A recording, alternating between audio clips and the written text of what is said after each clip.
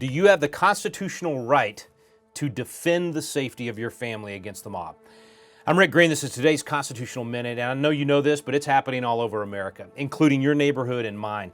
We're watching law-abiding citizens be attacked, accosted, sometimes verbally, but also sometimes physically. Innocent people have been shot, beaten, killed, and I'm talking about children in some of these cases.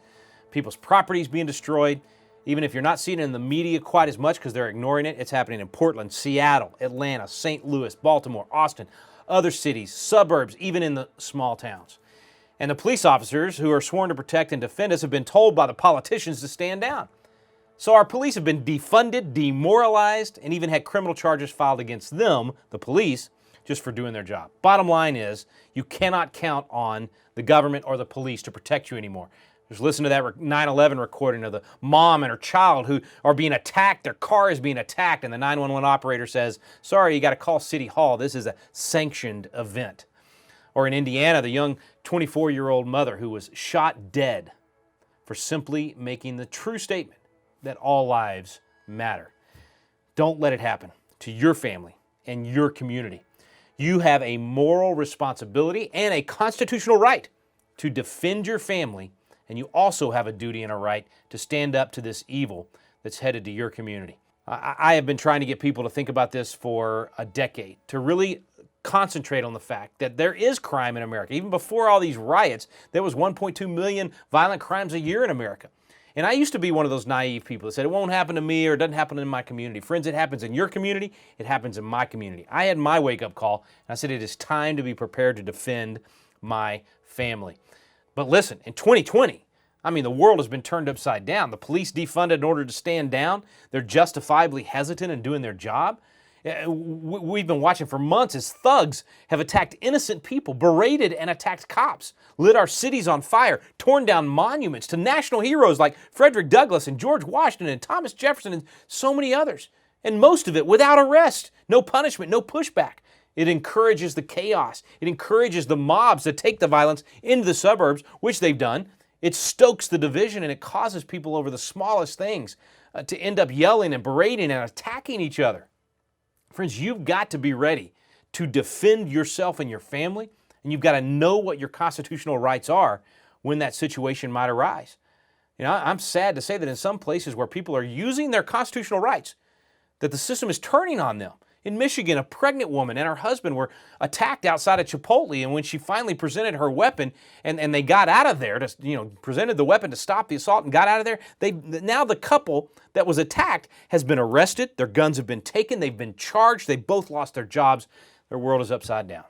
Everybody's seen the video of the couple outside their home in St. Louis, trying to defend their property. They were BLM protesters broke into their property, threatened them. They stood out there, the husband and wife with the AR and the handgun. Very bad firearms safety between these two, but still, at least they defended themselves and their property. But the police had been called, and the police didn't respond to their pleas. But after it's all over, the prosecutors, same ones who had released the rioters who had burned St. Louis, those prosecutors decided, this was horrendous. These people actually used their weapons to defend their property. Now they send in the police, and the police go confiscate their guns. Folks, these constitutional rights are being trampled upon. You've got to know what your rights are, and there's a lot more stories we could tell.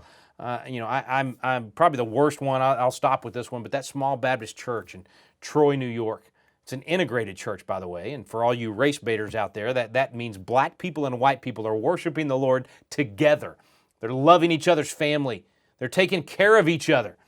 That's something the mob of thugs out there don't understand. Nor could the mob of thugs stand the fact that this church had a biblically correct pro-Second Amendment stance. And so the mob attacked the churchgoers, berated the moms and even the small children, disrupted the services, and absolutely created mayhem. Friends, this is not going to slow down. It will never slow down as long as people bow to the mob, try to appease the mob, and refuse to stand their ground. Our Constitution and our way of life is at stake. This is both an intellectual and a physical battle. You've got to be intellectually aware of your rights and your laws, but you've also got to be physically trained and prepared to defend your family. We call that combination of intellectual and physical training constitutional defense. We've been doing this for years, and whether you watch the rest of my video or not, please visit constitutioncoach.com today. I want to give you a lot of free information and even a free course on this. We are so passionate about this, we've already given away over $1 million in free training. That's how serious the situation is in our belief, and frankly, you just look in the street and you can see it. And so we're going to give away another $1 million in free training in 2020. Get signed up today and be a part of that. Go to constitutioncoach.com. You know, the Bible in Proverbs tells us a prudent person foresees danger and takes precautions. But the simpleton, they go blindly on and suffer the consequences. If you can't see the danger that's out there right now, you're being a simpleton.